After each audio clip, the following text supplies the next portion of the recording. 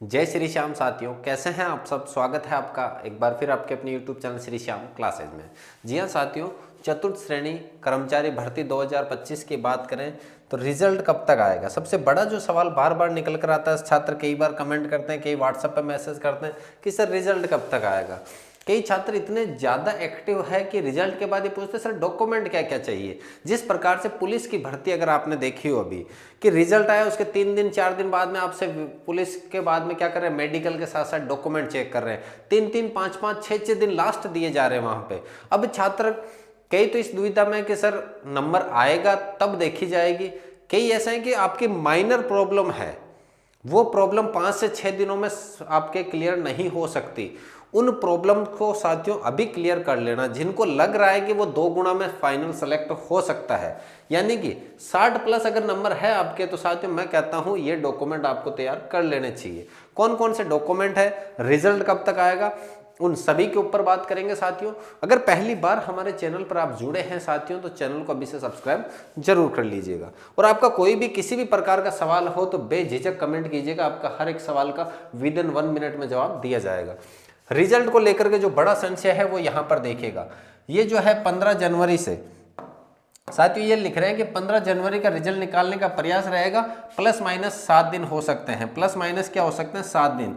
तो 15 जनवरी अगर मैं मान के चलता हूँ, माइनस के 7 दिन करूंगा तो 8 जनवरी हो जाएंगे साथियों, और प्लस के 7 दिन करूंगा तो 22 जनवरी हो जाएंगे। मैं एग्जैक्ट मानता हूं कि 15 जनवरी को ही रिजल्ट आने की प्रबल संभावना रहेगी। और ये रिजल्ट साथियों 2 गुना का आएगा। कितने गुना का आएगा, 2 गुना का आएगा। अब छात्र कहेंगे बार बार, मुझे पता है कि इसके नीचे भी यही कमेंट आएगा कि सर कट ऑफ कितने पे जाएगी। अरे कट ऑफ के दुनिया भर के वीडियो बनाए गए हैं, दुनिया भर के वीडियो आपने देखे भी हैं, फिर भी एक ही सवाल रहता है कट ऑफ कितने पे जाएगी। आप बेझिझक होकर आगे की तैयारी कीजिए, कट ऑफ जो जानी है वो निश्चित तौर पे जाएगी। और हम सिर्फ एक अनुमान लगाते हैं कि इतने % तक जा सकती है कट ऑफ। ये नहीं कहता कि 100% यही कि यही जाएगी, लिख के ले लो। नहीं साथियों, एक अनुमान लगाते हैं, उस अनुमान के आधार पे आपको बताते हैं। तो जो पहला सवाल है रिजल्ट कब आएगा साथियों, 15 जनवरी आलोक राज जी ने बताया है। उसके बाद में देखिएगा कि सर अब सर्टिफिकेट क्या क्या चाहिए। साथियों ये जो सर्टिफिकेट है, कोई भी किसी भी प्रकार का डाउट है अगर आपका इन सर्टिफिकेट को लेकर के, तो आप कमेंट कीजिएगा।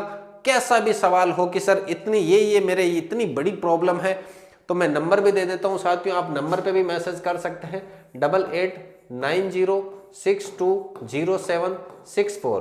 कुछ ऐसी प्रॉब्लम होगी जो यहाँ पे आप बता नहीं सकते, कमेंट में बता नहीं सकते, वहां पे बता दीजिएगा, आपकी हर एक प्रॉब्लम का सॉल्यूशन बताया जाएगा साथियों। मैं और मेरी टीम प्रयासरत रहेगी कि जिन्होंने मुझे मैसेज करा है पर्सनली, उनको सबको जवाब दिया जाए। व्हाट्सएप नंबर है। सबसे पहला मार्कशीट सही से रखिएगा। अगर 10th बेसिस की भर्ती है तो 10th की मार्कशीट अप टू डेट होनी चाहिए। ये नहीं कि 10th की मार्कशीट में नाम में मिस्टेक है, पिताजी के नाम में मिस्टेक है, कोई भी किसी भी प्रकार की अगर मिस्टेक अभी है साथियों तो चेंज करवा सकते हो, चेंज करवा सकते हो, अभी समय है आपके पास में। लेकिन सबसे बड़ा है कि सर आधार कार्ड में नाम अलग है और मार्कशीट में अलग है। तो मार्कशीट में साथियों नाम चेंज करवाना, कहते हैं ना कि वो लोहे के चने चबाना जैसी थोड़ी प्रक्रिया थोड़ी सी रहेगी आपके मुश्किल, लेकिन आधार कार्ड के अपडेट करवाना इतनी मुश्किल प्रक्रिया नहीं है। 10th की मार्कशीट में जो भी नाम है जैसा भी है वो एज इट इज आपके आधार कार्ड में आ सकता है।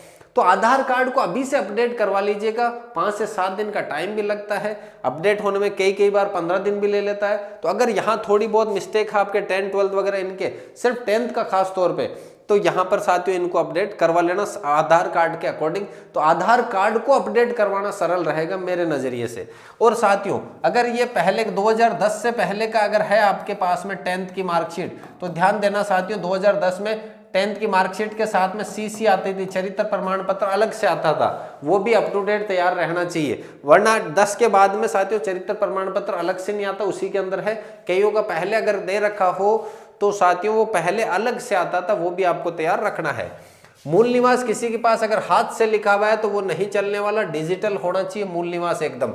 सबसे बड़ा प्रक्रिया है सर हमारे जाति प्रमाण पत्र को लेकर के है कि सर सबसे बड़ी जो दुविधा आ रही है ना हमें जाति प्रमाण पत्र को लेकर के आ रही है कि जाति प्रमाण पत्र में सर मेरा EWS है, वो अब बनाया मैंने, लेकिन जब फॉर्म भरा तब मेरे पास EWS नहीं था और मैंने बाद में बनवाया है, लेकिन एग्जाम EWS के उससे दिया है, तो उसका भी सॉल्यूशन है साथियों। ओबीसी बाद में बना है, SC ST तो पहले से हैं सर साथियों। सबसे बड़ी दुविधा ओबीसी और ईडब्ल्यूएस को रहेगी साथियों, क्योंकि वैलिडिटी बहुत कम सीमित समय तक रहती है, इनकी नए बनवाने पड़ते हैं। तो साथियों इनको अगर आपने कहा कि सर मैंने जिस दिन फॉर्म भरा उस दिन मेरे पास ईडब्ल्यूएस नहीं था, ओबीसी नहीं था, जो भी आपके जाति प्रमाण पत्र वो उस दिन नहीं था, लेकिन आपने भर दिया फॉर्म, भरा ईडब्ल्यूएस से भर दिया या ओबीसी से भर दिया। अब आप चाहते हो कि सर मेरा तो उस समय ईडब्ल्यूएस नहीं था, अब ईडब्ल्यूएस आ चुका है, मैं उसके लिए पात्र हूं या नहीं हूं। साथियों एफिडेविट लगाना है आपको कि मैं इसके लिए पात्र हूं। बस यह है कि उस पात्रता की शर्त के अंदर आप आने चाहिए, वो बाद में बना हुआ है आपका तो कोई झंझट नहीं है, कोई दिक्कत नहीं है। एफिडेविट लगने वाला है, उस एफिडेविट को तहसील स्तर पर नोटरी करा करके आप भरवा करके तैयार रखना साथियों, वो आपके काम आ सकता है अगर आपने बाद में बनवाया है तो, और पहले है तो कोई दिक्कत ही नहीं है। डिवोर्स कैटेगरी, विडो कैटेगरी और स्पोर्ट्समैन का आपके पास सर्टिफिकेट अप टू डेट होना चाहिए। कई कह रहे हैं कि सर विडो कैटेगरी के अंदर हमने डिवोर्स कैटेगरी का हो चाहे विडो कैटेगरी, सर नाम में थोड़ी बहुत मिस्टेक है। तो साथियों माइनर मिस्टेक चल सकती है, ज्यादा मिस्टेक नहीं चलने वाली। थोड़ी बहुत मिस्टेक है तो सबसे बड़ा एक ही एफिडेविट लगाओ, काम हो जाएगा साथियों। विवाहित है तो विवाह का आपको प्रमाण पत्र देना है, मैरिज सर्टिफिकेट लगाना है, तैयार रखना है, वो काम आने वाला है। अविवाहित है सर, अविवाहित का कौन सा सर्टिफिकेट देवे? साथियों अविवाहित का भी सर्टिफिकेट लगेगा कि मैं अविवाहित हूं, वहां पर आपका ग्राम सेवक लिख करके देगा, आपके तहसील स्तर का जो है तहसीलदार वो आपको लिख करके देगा कि हाँ ये बच्चा है जो अविवाहित है, तो वो सर्टिफिकेट आपको यहां पर उपलब्ध करवाना होगा।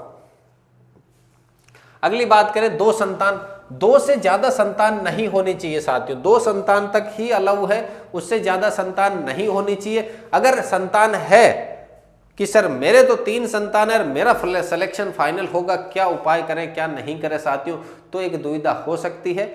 किसी भी प्रकार का कोई भी सवाल हो कमेंट कीजिएगा, कमेंट नहीं तो वो जो मैंने नंबर बताए वहां पर आप मैसेज कर सकते हैं, जवाब दे दिया जाएगा। कहने का मतलब है 2 से ज्यादा संतान नहीं होनी चाहिए, उसका सर्टिफिकेट देना आपको तहसील पे बनेगा।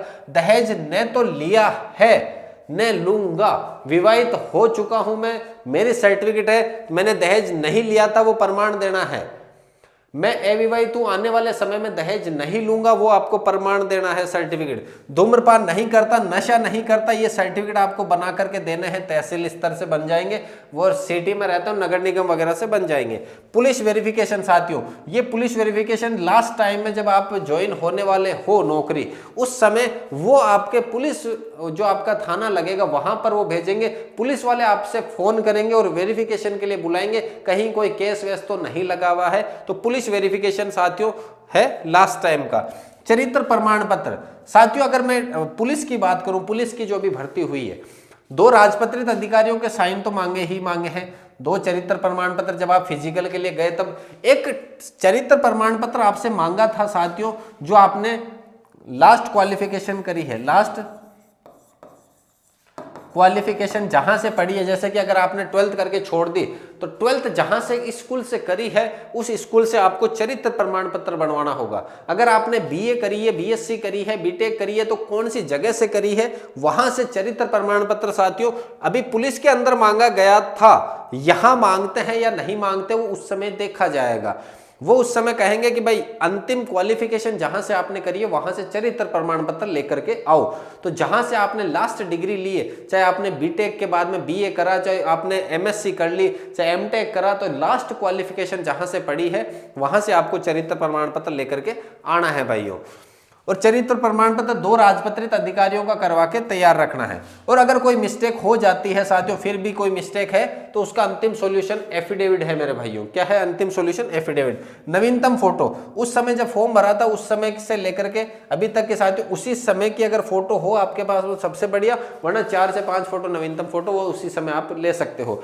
सबसे बड़ी मिस्टेक की अगर मैं बात करूं साथियों, तो अगर मार्कशीट में नाम इधर उधर है, आधार कार्ड में इधर उधर है, तो अभी आपके पास में समय है, अभी इनको आप क्या करो, चेंज करवा सकते हो मेरे भाइयों। चेंज करवाने का अभी समय है। लास्ट में जो जिस प्रकार से पुलिस वालों के अंदर टाइम बहुत कम दिया जा रहा था, वैसे ही अगर टाइम कम दे दिया तो साथियों दिक्कत आ सकती है। तो उम्मीद है आज की क्लास पसंद आई होगी। तो किसी भी प्रकार का कोई भी सिचुएशन में आपका इन सब मुद्दों से लेकर के या इनसे अलग भी कोई सवाल है तो आप कमेंट कर दीजिएगा या इस नंबर पे व्हाट्सएप पे मैसेज कर दीजिएगा, आपको सवाल का जवाब दे दिया जाएगा मेरे भाइयों। तो साथियों, क्लास पसंद आई है तो वीडियो को लाइक, चैनल को शेयर और सब्सक्राइब जरूर करें। मिलते हैं अगली क्लास में, तब तक के लिए जय हिंद, वंदे मातरम।